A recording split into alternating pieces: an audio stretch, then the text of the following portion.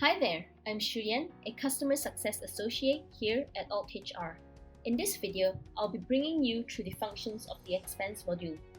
By the end of this video, you will be able to gain a clearer understanding of how the expense module works and to troubleshoot some basic expense issues. If you're ready, let's begin. The page that we are currently on is the expense transaction page. This page will show you all unprocessed expenses. When an employee submits an expense, it will appear here. You will have a listed view of the expense name, who had submitted the expense, when it was submitted, and what the approval status is, etc. The search bar here allows you to search for a particular expense by expense ID or by submitter's name.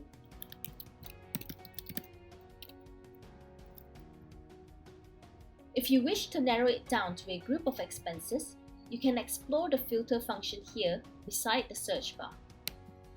You can select the item by clicking on it and expand your selection by adding them on. Click on Filter Request for your filter to be applied. Take note that all expenses that appear here are unprocessed expenses. If you have pulled them into the processing stage, those expense transactions will no longer appear here, and to find those expenses, you may find them under Processed. To view the full details of an expense, simply click on the View button. From this page, you can view all the details submitted by the employees. You will also be able to open the attachments if there are any. For expenses in the pending status, admins will see the option of approving on behalf on the top of the page here. For requests that has been approved on behalf by admins, it will show in the approval workflow here. This will also be reflected on the user's end. If there is more than one level of approval for the expense will follow the routing and pen the following approver.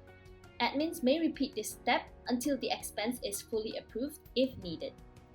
Another function available under expenses that are pending is the Refresh Approval Routing button. If there are expenses pending the wrong approvers, it could be due to a personnel change or an error in the routing setting.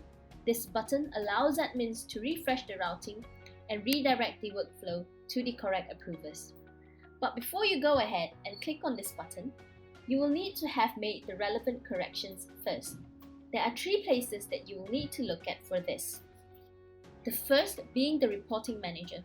Confirm that employees are reporting to the correct managers from the employees page.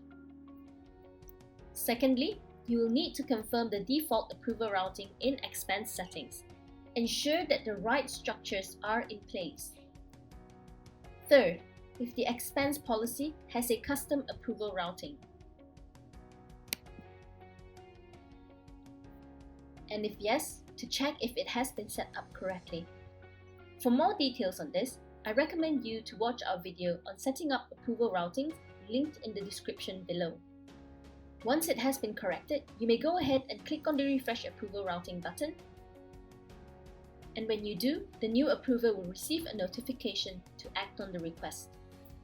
Now that we have covered pending expenses, let's take a look at expenses in the approved and rejected status. Both types of expenses have been vetted by their respective approvers. For rejected expenses, there are no actions required or available for admins. For approved expenses, admins may still reject on behalf if they notice any issues or errors in the claim. Upon doing so, employees will receive a notification and they may revise and resubmit their claims if needed. Now that you understand how expense transactions work, I recommend that you watch our following video on processing expenses. As usual, if you have further questions, feel free to reach out to your account manager or to our support team for more assistance. Support contact is in the description of this video. Thank you for watching.